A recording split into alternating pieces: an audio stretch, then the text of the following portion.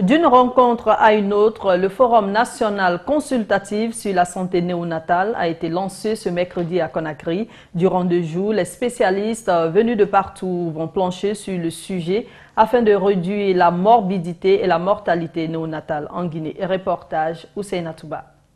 C'est en présence de plusieurs représentants des pays de la sous-région et des partenaires, notamment l'UNICEF, que le Forum national consultatif sur la santé néonatale a été lancé par le ministère de la Santé en vue de contribuer à la réduction de la morbidité et de la mortalité néonatale. Durant 2 jours, les professionnels de la santé familiale et infantile vont plancher sur la possibilité de réduire la mortalité néonatale. Trouver les voies et moyens pour réduire la mortalité maternelle et néonatale.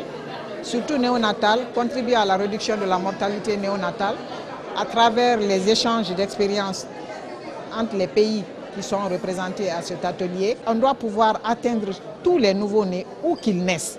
Ces interventions efficientes-là doivent être accessibles à tous les nouveaux-nés dans tout le pays, y compris les coins les plus reculés. Le directeur général adjoint de l'Institut de nutrition et de santé pour enfants se dit confiant quant à la réussite de ce forum. Il sensibilise par ailleurs la population sur la prise en charge des nouveau-nés. Nous espérons que ce forum va porter fruit parce que ce que nous sommes en train de faire, c'est attirer l'attention de tout un chacun sur les problèmes que le nouveau-né a en Guinée, surtout la période néonatale et surtout la période anténatale. Il y a une mort silencieuse, surtout les morts-nés. Donc je pense qu'avec le forum, c'est un cri de cœur, une sensibilisation de toute la population, tous les prestataires surtout en obstétrique et en pédiatrie pour la prise en charge du nouveau-né. Premier pays de la sous-région à organiser un forum dans le but de susciter un engagement national autour de la santé des nouveau-nés, la Guinée a mérité des acclamations. Moi, je suis très content que la Guinée montre le chemin aux autres pays parce que c'est effectivement le premier pays qui organise un forum sur le nouveau-né avec une forte mobilisation politique.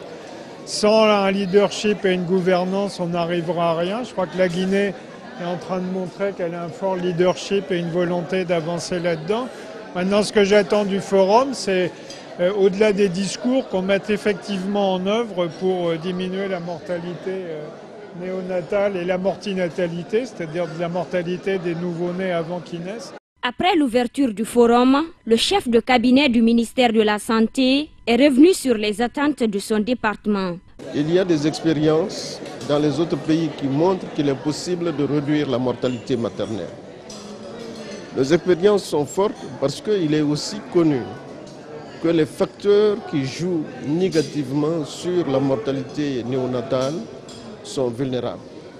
Donc au regard de ces 2 réalités, la première attente, c'est d'avoir un plan d'action opérationnel basé sur des activités qui tiennent compte de notre milieu, qui soient faisables sur le plan technique, sur le plan social, mais aussi sur le plan financier. Selon un rapport publié par l'OMS, l'UNICEF, la Banque mondiale et la division de la population de la Daesh, la mortalité néonatale en Guinée est passée de 38 pour 1000 en 2005 à 33 pour 1000 en 2012 et 20 pour 1000 en 2016 contre 32 pour 1000 en 2018. Une situation inacceptable de l'avis des spécialistes. Santé encore, l'atelier pré-congrès d'initiation à la sexologie et la chirurgie réparatrice des mutilations génitales féminines se poursuit dans un réceptif hôtelier de Conakry. Objectif, outiller le personnel de santé afin de mieux faire face aux mutilations génitales féminines. Un reportage, Samuel Tiarabendia, Tidiane Camara. Ils sont au nombre de 5 experts venus de divers horizons apporter leur expérience à des agents de santé guinéens sur les mutilations génitales féminines et la prise en charge des femmes victimes de ces pratiques. Au cours de cet atelier, 2 thématiques ont été abordées, notamment les MGF et les troubles sexuels. Notre objectif ici, c'est de partager un peu notre expérience du ici et du là-bas. Pour nous, le là-bas, c'est chez vous.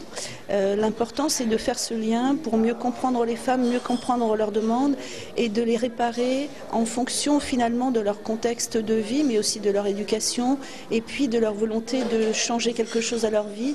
Même si l'excision est une tradition, aujourd'hui, les femmes en souffrent beaucoup.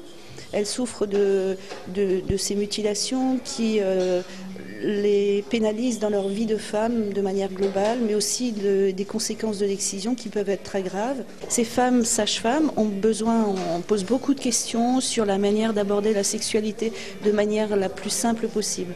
Pourquoi la sexualité pour nous ? Parce que quand on répare quelque chose, il faut après rééduquer.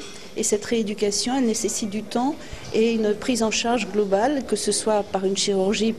Cette formation est d'une grande importance puisqu'elle aborde la sexualité de la femme d'une manière générale. Elle s'adresse aussi à des professionnels de santé, sages-femmes. L'attente, c'est que tous les participants aient un minimum de connaissances et de compétences pour que dès le lendemain, si elles reçoivent des femmes victimes de mutilations génitales qui ont différents problèmes, de pouvoir les identifier, leur donner des conseils, prendre en charge les problèmes qui sont en mesure de régler et éventuellement les référer vers d'autres personnes plus compétentes. Ensuite, la Société africaine de gynécologie obstétrique, qui regroupe 20 pays africains francophones, a décidé de s'impliquer dans ces questions de santé publique.